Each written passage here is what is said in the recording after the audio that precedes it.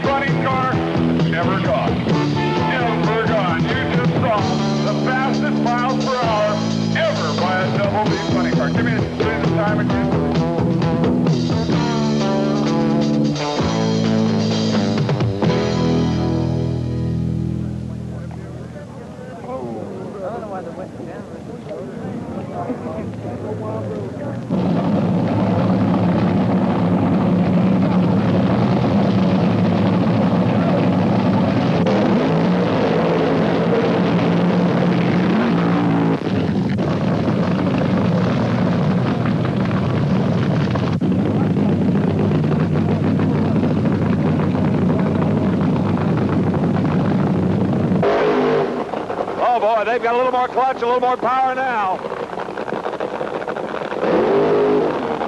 Both of them hooking up hard.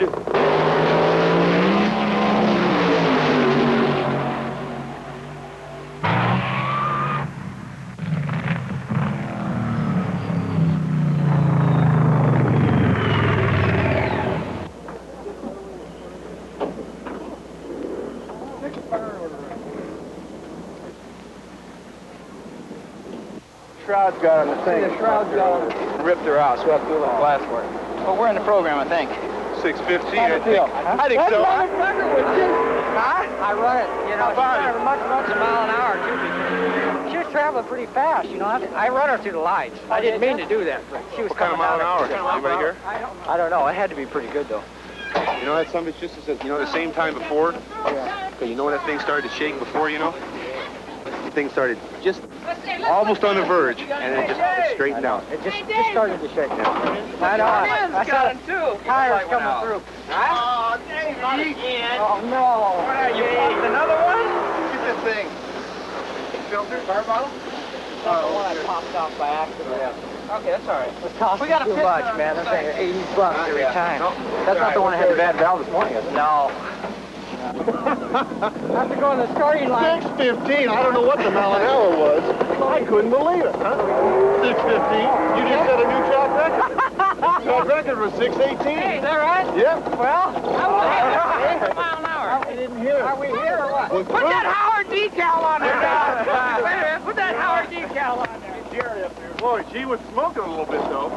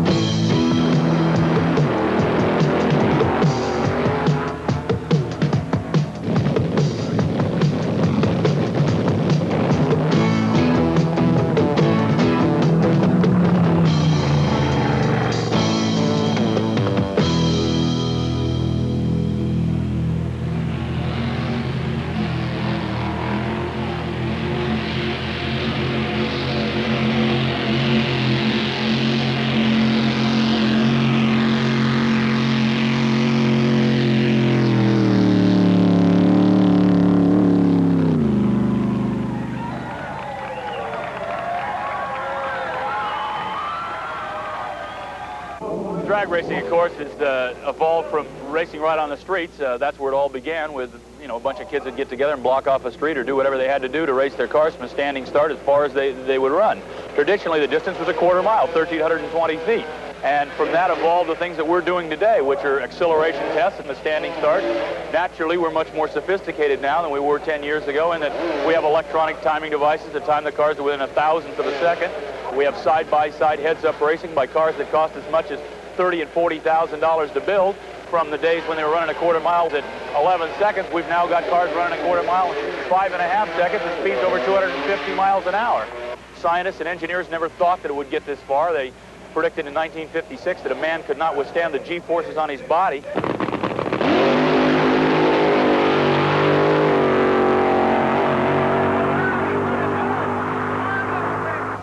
Well, here we are going 100 miles an hour faster than that, half the time they said it would happen. Where we're going to go, I guess nobody knows.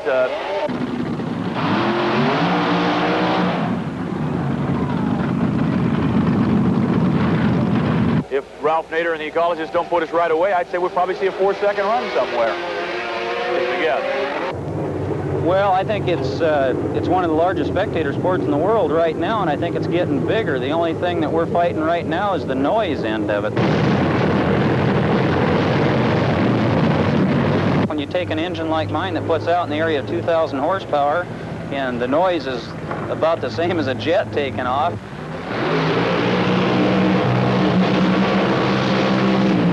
the people around get tired of hearing it, and it seems to be hurting the sport a little bit. Lions Drag Strip, they had to close down because of the noise.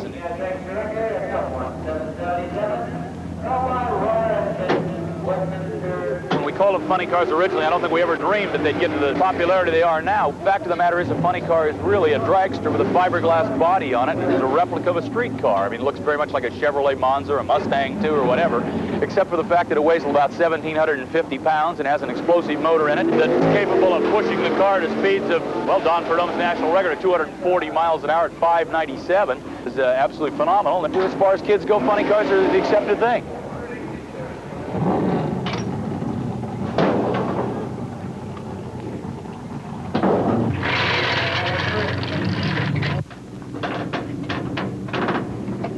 The first funny cars first originated about in 1965, and they were funny-looking cars, and this is the reason the name got tagged on them.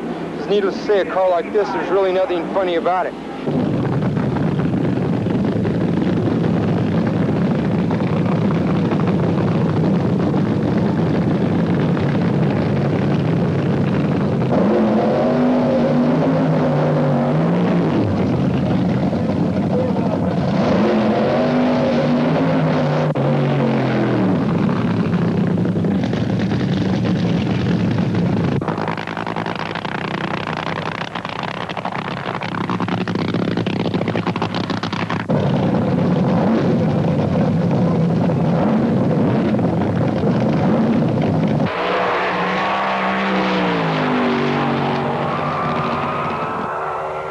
High school auto shop in Cerritos, and this car I did build myself in my garage with a little bit of help with some of my friends, but I get no actual cash from anybody. All the money that goes in this car comes out of my paycheck. To be competitive in the AA fuel funny car ranks, you better have at least $100,000 going in because it's going to cost you that much. And if you really want to be competitive and try and run with Perdome around the country and go on tour without any sponsors at all, you probably better look at close to $200,000. So it's no cheap matter. It's cheaper for somebody. People come and say, I'd rather own a funny car. I say, well, easier to go to the Indianapolis 500. That's a much easier thing to qualify for, much easier thing to get in, a lot less than trying to run a funny car around the country. 156.79. Ron Healy. The Chevrolet 6 in the pit lane at 10.40. 10.40 with a 1 at 133.53. Why, it's definitely a money game. It's a cruel way to look at it, but that's the way it turns out. When you're running as good as the best of them, then it's going to take its toll on parts. And then it comes right back down to, can you afford to keep replacing the parts to stay there? So therefore, you either run it at maximum or you back off a little bit and try to preserve your parts. And if you start backing off to preserve your parts, then you're not going to perform as well.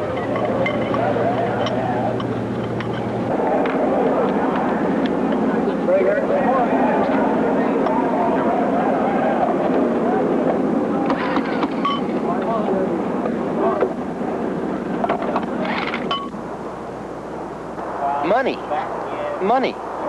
You've got some guys that have been in it for 15, 18 years that are always there, and these other guys come in and come out. They go. It's due to what they can afford. They do. It's very expensive. Very few people actually net any money. The bottom line in drag racing is it's a very high dollar sport. It's about what it amounts to, and very few guys actually net any money off it.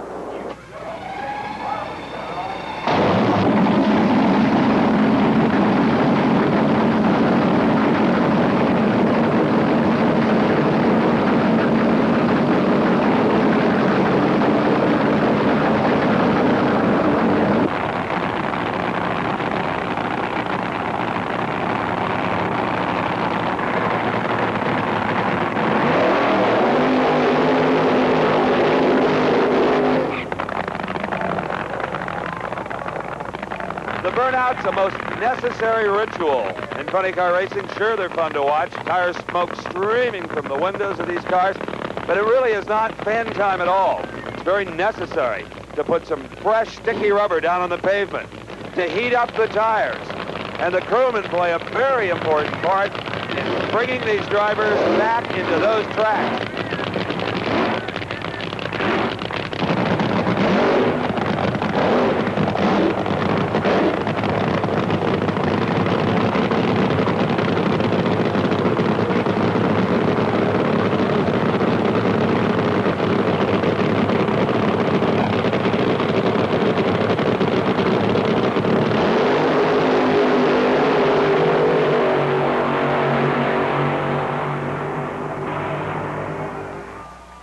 My total investment of racing cars will gross between $300,000 and $400,000 a year.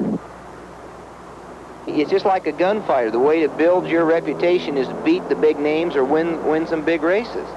Where the guy that's there who is favored, the promoter expects him to do well, so he's got to be right there all the time. Can't take any chances. And all these other guys, if they beat him and blow their car up, they could care less because they'll go home, but they also put that guy out. You know, to stay in the top half a dozen cars, I think is plenty tough because there's so many people out there, you know. But I've seen a lot of them come and a lot of them go, and the money, of course, I think is the big factor. I like the competition, I like the racing, I like the big races. I like racing the guys that are tough, the ones you don't think you can beat. Unbeaten in one full year of NHRA competition, went to the starting line all over this country. The NHRA Winston Major events 31 times he left that starting line, never to be defeated. The brand new national record holder at 597.240, the winningest driver in the history of drag racing. Welcome the Snake, Don Prudhomme, to Fremont Raceway.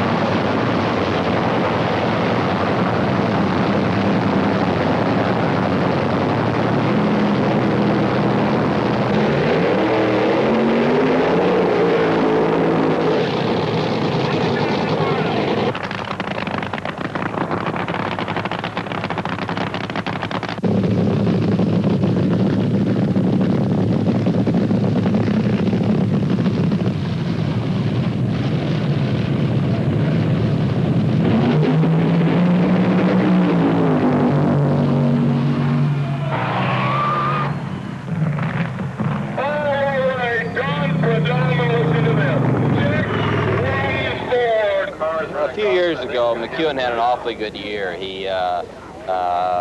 We had several match races, and he beat me majority of them. But in the last couple of years, he's been off. So when a guy's off, you know, like 2 years in a row, naturally, someone's going to say he's a pushover or something like that. But he tries awfully hard, and at any given time, he could beat you. We used to be very good buddies, close friends, and we raced, okay? Then I got a deal, an idea to start really getting into the sponsor deal. I was kind of the first one to really get into the money sponsors, to hustle with sponsors. Yeah. And I knew some people at Mattel. So I set that deal up and went to Prudhomme, and I said, it seems to me that the mongoose snake thing would be a natural deal with the kids. Let's go to Mattel and see if we can put a package together and sell it. And if I do it, are you interested? He said, yeah. But he says, you won't ever get any money. And we went in there and put together a nice 3-year package with them. Got a corporation, Wildlife Racing Enterprises, raced as a team for 3 years. And it just got to the point where I couldn't get along.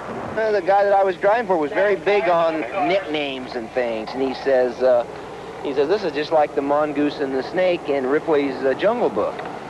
So that's, we went and looked up the shit, and that's about the world's ugliest animals, a mongoose, even related to a mink, ferret, weasel family, see? A lot of kids have grown up with us the last 3 or 4 years, followed us into the Monogram and Revell model kits with our pictures on. Can you tell us anything about that? Well, this particular car here is a Revell 125th model of the funny car, and so this is the same in the dragster. You make it yourself? No, I had a kid across the street make them. It's not, they're so complex. They have have spark plug wire and every detail. Kids want them to be very right down to it, you know, on the thing. And if there's not, they'll write the company letters and say that isn't really the way their car is and stuff.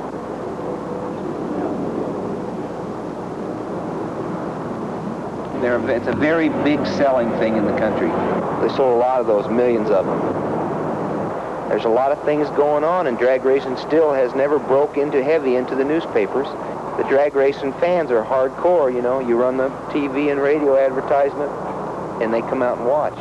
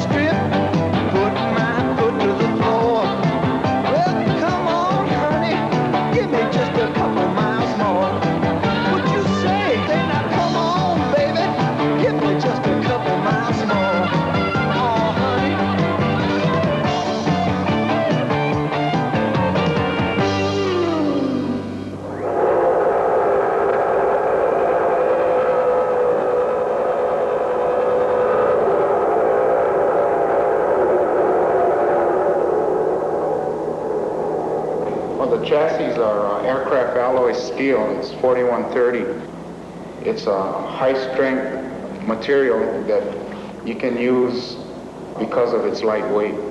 These cars here, in the chassis alone, there's about 160 hours in it. Base price of our cars start off at $3,800, and then it can go anywhere on up to $15,000 depending on how much of a car he wants. The shells are made from the original cars, and the wheel wells have been moved around to accommodate the different wheelbases of the chassis manufacturers. And aerodynamics have been set into the body so they can gain their best advantage per mile per hour. We take a body and rework it, and that becomes a plug. Then we take the mold off the plug. It's a split mold, and it's a one-piece body. In order to get the body out, then you have to start unbolting all these flanges and start pulling the mold apart piece at a time. We're really interested in weight, and this is how you get lightweight bodies. Did you do the Blue Max? Blue Max, yes.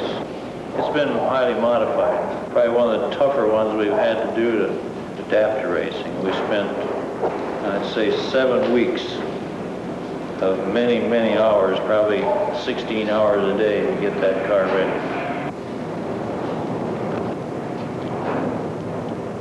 Painting funny cars is like commercial art. You know, that's a Foster and Kleiser sign, but to me it's a work of art. When painting these cars first started, more or less it was left up to the painters. A guy'd come in and go, what looks good on my car? Can you design something, make it different, multicolored type situation? Now, drag racing has got so professionalized, the sponsors have gotten to the point to where they have pre-prepared artwork, and all the painter's job now is a matter of duplicating the pre-prepared artwork, putting it into real life. The general cost of a paint job from the ground up is around $750. By the time they're lettered and everything, probably run out about $12.50. The exterior paint is either 1, acrylic enamel or polyurethane, or 2, acrylic lacquer, which is, most of your trick paints are done in acrylic lacquer. Well, a trick paint job, that's kind of you know, you can take it many ways. My definition of trick paint is exactly what you see here. These two cars are pearl-based cars with candy overlays, a lot of shading. In other words, you notice this yellow shades into a real hot orange, the blue shades into a dark blue, and it's a multicolored situation is what we have there, and that's what I would term trick paint.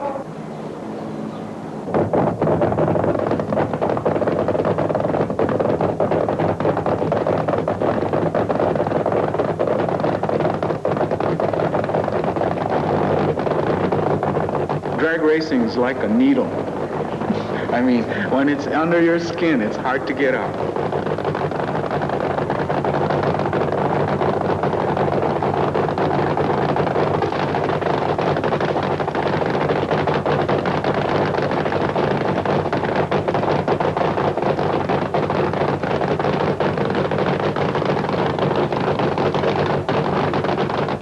Did you ever drive a car like this?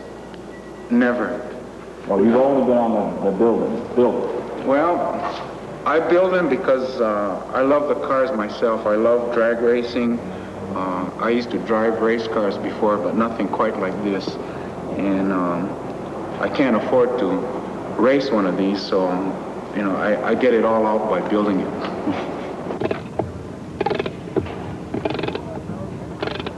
One thing about drag racing is the only automotive sport that lets the spectator into the pits, and drag racing is a good sport for an ego trip because you've got your fans facing you, telling you right in your face, and you know how he looks like, and he's telling you you're great. When you're driving a NASCAR race car around a track, you know, you never see the spectator, and you hear them clapping and cheering, but you never know who they are, you know. And drag racing, you get to meet your fans, and the more fans you meet, you know, your ego gets just pumped up. people want to see me more than the car. I can drive a dragster, a funny car, a pro stocker, or what have you, but it's Tommy Ivo that they're more interested in. So therefore, I have got to be with the car and driving it. Without me there, the car falls dead. Well, it started out with the Mickey Mouse Club years and years ago, you know, one of the Mouseketeers, and went on to the Bachelor Father, Donna Reed, Margie, so forth and so on. I was at that for about 28 years. Here comes the guy that 15 years ago got his start in the model of Margie show. TV Tommy Ivo. Lists his occupation as drag racer and actor. Whenever anyone asks me my occupation, I'll say I'm a race car driver instead of a drag racing driver, because they've still, unfortunately, got the stigma of the mud flaps, and drag racing, with some people, holds a very high echelon, you know, but unfortunately not enough of them.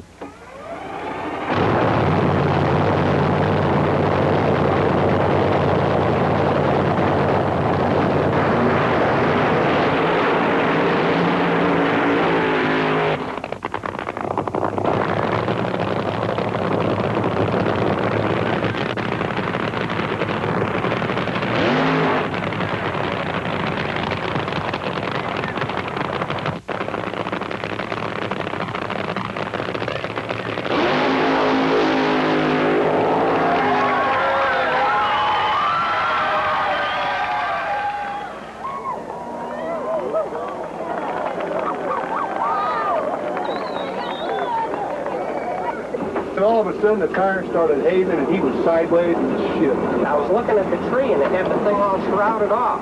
And I was looking at her, I was trying to, what the hell's the light? Oh, there it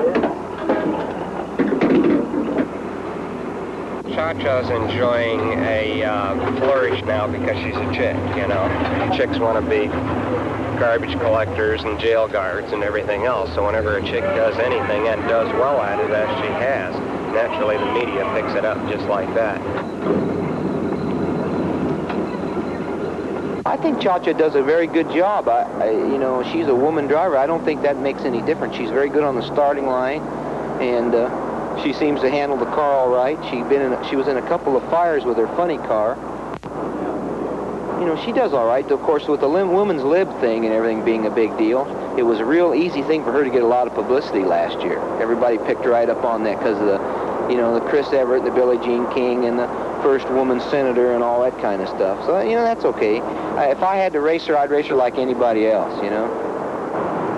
All you ladies, pay attention, because Cha-Cha, Shirley Mordelli won top fuel, also ran 253 miles an hour through the quarter mile at Orange County International Raceways. That's right, the lady did it.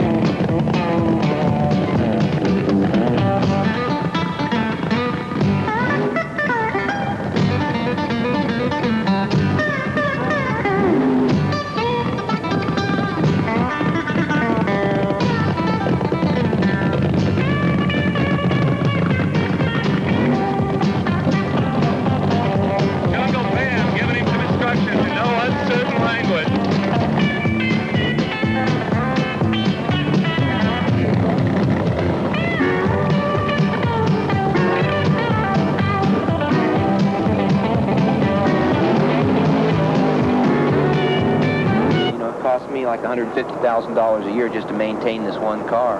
They're making a fortune.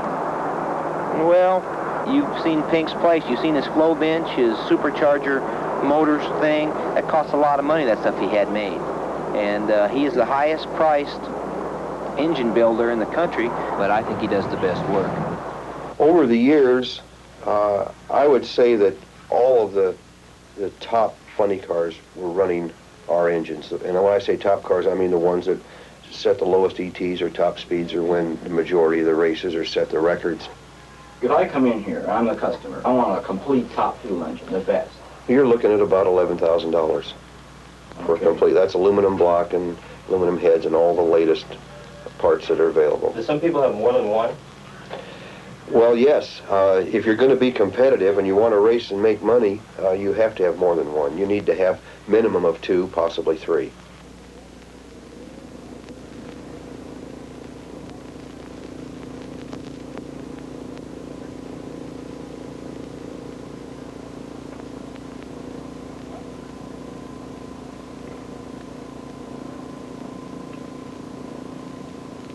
Double check everything. Make sure the mains are all okay. Yeah, I've done the main for a few times. Okay. Let me just go over them again. Here, you want to go over them again?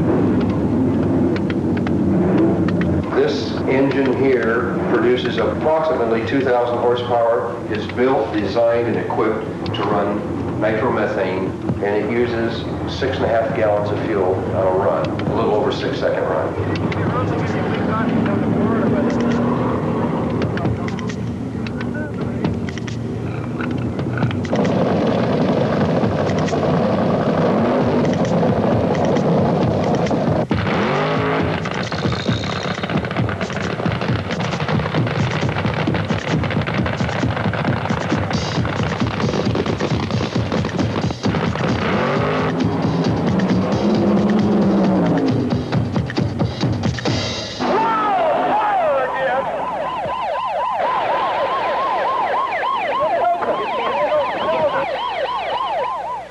They do have a fire problem, and the fire problem is basically oil. To start with, the basic engine doesn't catch fire. What happens is that they run too lean a mixture, and it burns a hole in the piston. And what it does is it blows the gasket out. It's between the valve cover and the cylinder head, and it invariably blows it out on the bottom. And the oil comes out and it goes on the headers. And the exhaust pipes on a supercharged fuel engine are almost cherry red. You can almost see through them, they're so hot. And when that oil gets on them, it's an instant fire.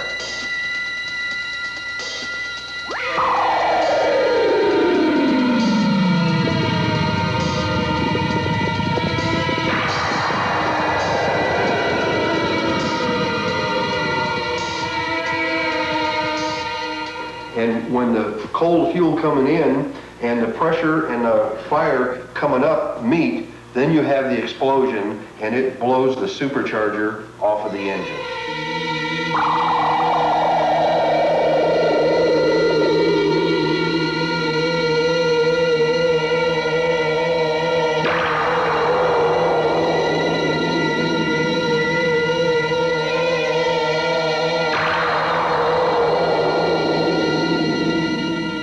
That's John Mulligan. Now that guy died, didn't he? He's dead, yeah.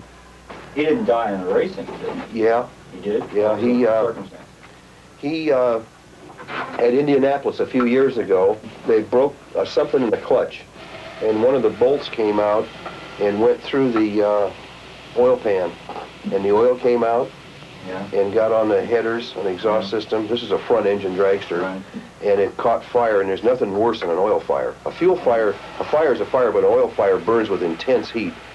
And the fire came back and it burned its way right through the firewall. And the car's going down the track probably 220 miles an hour, and this flame is coming in under the cowling, you know, and it's just like a torch. They got him out of the car and he was still alive, and they got him to the hospital. But again, they didn't know that much about burns. No, he had a good fire suit and so forth, but they didn't have fire bottle in the dragster's end. That man's name was a zookeeper, right? Zookeeper, right. John Mulligan, zookeeper, right. keep the tracks clean. We have a truck right past the lights. We have a truck at Dragster Station. You ever had to get a guy out of a car? This morning, a couple times out in the field here today.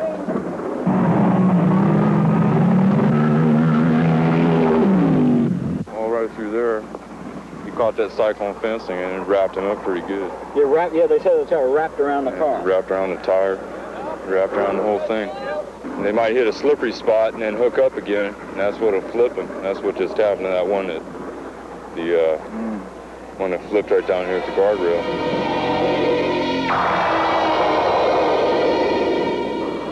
Doug, he was pretty lucky. He only got a broken arm out of that. His car broke in 2 pieces. Other than that, everybody else has walked away today.